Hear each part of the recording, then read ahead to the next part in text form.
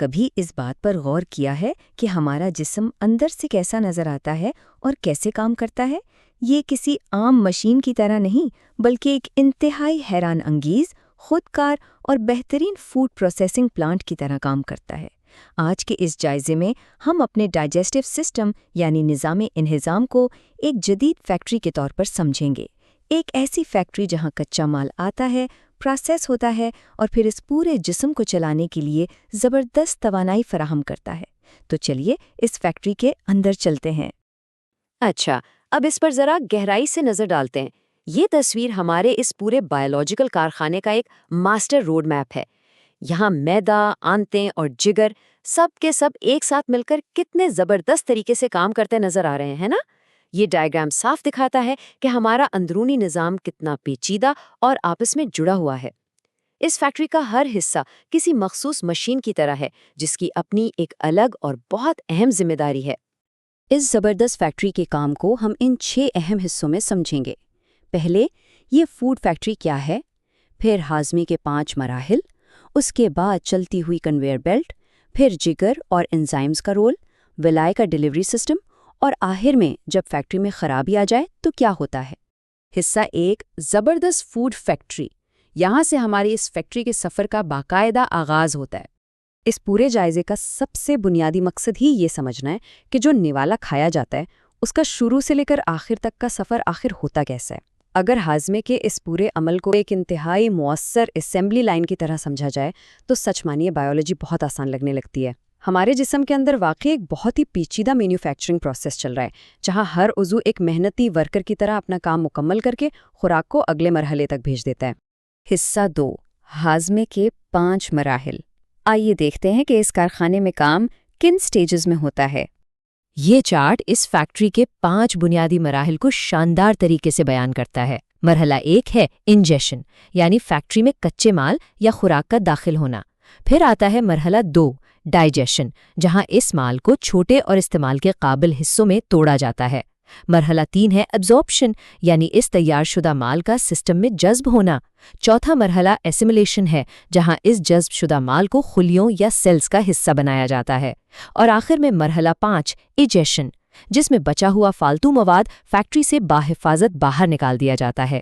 کتنا سمپل اور آرگنائزڈ ہے یہ سب۔ حصہ 3، چلتی ہوئی کنویئر بیلٹ۔ اب آتے ہیں اس فیکٹری کے فزیکل سٹرکچر کی طرف۔ ذہن میں یہ سوال ضرور آتا ہے کہ اس اسمبلی لائن کو مسلسل چالو کون رکھتا ہے؟ اس کی شروعات خوراک کے نگلنے سے ہوتی ہے۔ اصل میں نگلنا وہ پہلا بٹن ہے جو اس کنویئر بیلٹ کو سٹارٹ کر دیتا ہے۔ ہماری ایلیمنٹری کینال اور اس سے جڑے ہوئے اہم اعضاء وہ بنیادی سٹرکچر ہیں جو اس بات کو یقینی بناتے ہیں کہ فیکٹری کا کام کہیں رکے نہیں اور کنویئر بیلٹ چلتی رہے۔ لیکن نگلتے کے بعد یہ کنویئر بیلٹ خود بخود آگے کیسے بڑھتی ہے؟ اس کے پیچھے ایک پروسیس ہے جسے پیریسٹالسس کہتے ہیں۔ اسے عام الفاظ میں ایک ایسی غیبی موٹر یا انجن سمجھ لیں جو اس فیکٹری کی کنویئر بیلٹ کو طاقت دے رہا ہے۔ ہمارے پٹھوں یعنی مسلز کی یہ مخصوص لہر نما حرکت ہی وہ اصل طاقت ہے جو خوراک کو ایلیمنٹری کنال میں لگاتار آگے کی طرف دھکیلتی رہتی ہے۔ واقعی حیرت انگیز میکانزم ہے۔ حصہ 4، جگر اور انزائمز۔ چلیے اب فیکٹری کے کیمیکل پروسیسنگ ڈپارٹمنٹ میں چلتے ہیں۔ اس پورے نظام میں ہمارا جگر کسی ماسٹر کیمیکل پروسیسنگ پلانٹ سے کم نہیں۔ یہ وہ اہم کیمیکلز تیار کرتا ہے جو خوراک کو ہضم کرنے اور پروسیس کرنے کے لیے بالکل لازمی ہے۔ ایسے سمجھ لیں کہ اگر جگر نہ ہو تو اس فیکٹری کا پورا کیمیکل نظام بری طرح فیل ہو کر رہ جائے۔ یہ یقیناً اس فیکٹری کا سب سے اہم حصہ ہے۔ یہاں سب سے دلچسپ بات یہ ہے کہ اس کیمیکل پروسیسنگ میں انزائمز اور سبسٹریٹس بالکل تالے اور چادی کی طرح مل کر کام کرتے ہیں۔ ایلیمنٹری کینال کے مختلف حصوں میں انزائمز ایک ایسی مخصوص چابی کا کام کرتے ہیں جو صرف اپنے مخصوص سبسٹریٹس والے تالوں کو ہی کھولتی ہے، اور اس طرح خوراک کو توڑ کر جسم کے لیے بالکل نئے اور مفید مادے پیدا کیے جاتے ہیں۔ یہ فیکٹری کی وہ کیمیکل لیب ہے جو بالکل پرفیکٹ کام کرتی ہے۔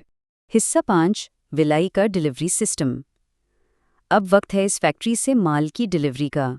جب خوراک کیمیکل طور پر پوری طرح تیار ہو جاتی ہے تو مائکروسکوپک لیول پر ولائی نام کا ایک زبردست ڈیلیوری سسٹم حرکت میں آتا ہے۔ سوچئے کہ ایک ہی ولائی کے اندر 2 مختلف قسم کے ٹرانسپورٹ سسٹم ایک ساتھ چل رہے ہوتے ہیں۔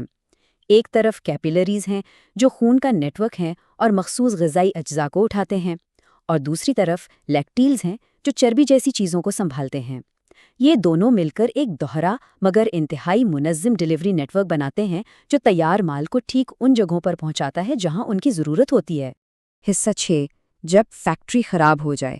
آخر میں دیکھتے ہیں کہ کیا ہوتا ہے جب اس شاندار لائن میں کوئی مسئلہ آ جائے۔ اب اگر یہ کارخانہ ٹھیک سے کام کرنا چھوڑ دے تو کیا ہوگا؟ ظاہر ہے سسٹم بیٹھے گا۔ اس اسمبلی لائن کے بگڑنے سے عام طور پر 3 خرابیاں پیدا ہوتی ہیں: ڈائریا، قبض اور السر۔ آسان لفظوں میں، جب کنویئر بیلٹ کی رفتار بہت تیز ہو جائے یا حد سے زیادہ سست ہو جائے یا پھر جب کیمیکلز کا بیلنس بگڑ جائے تو یہی مسائل جنم لیتے ہیں۔ ان کی علامات، وجوہات اور علاج کو سمجھ کر ہی اس فیکٹری کو دوبارہ ٹھیک سے چالو کیا جا سکتا ہے۔ تو اس پورے جائزے کے بعد ایک دلچسپ سوال پیدا ہوتا ہے، اگر یہ اندرونی بائیولوجیکل سسٹم روزانہ اتنی حیرت انگیز مہارت اور پرفیکشن کے ساتھ کام کر رہا ہے تو کیا محض اپنی روزمرہ کی خوراک کو درست رکھ کر اور اس کے سادہ میکینکس کا خیال رکھ کر اس عظیم فیکٹری کو کسی بڑے شٹ ڈاؤن سے نہیں بچایا جا سکتا؟ بالکل بچایا جا سکتا ہے۔ اگلی بار جب بھی کوئی نوالا اٹھایا جائے تو جسم کے اندر بنا رکے لگاتار چلتی اس شاندار فوڈ فیکٹری کے بارے میں ضرور سوچیے گا اور اس کے بارے میں مزید جاننے کی جستجو جاری رکھیے۔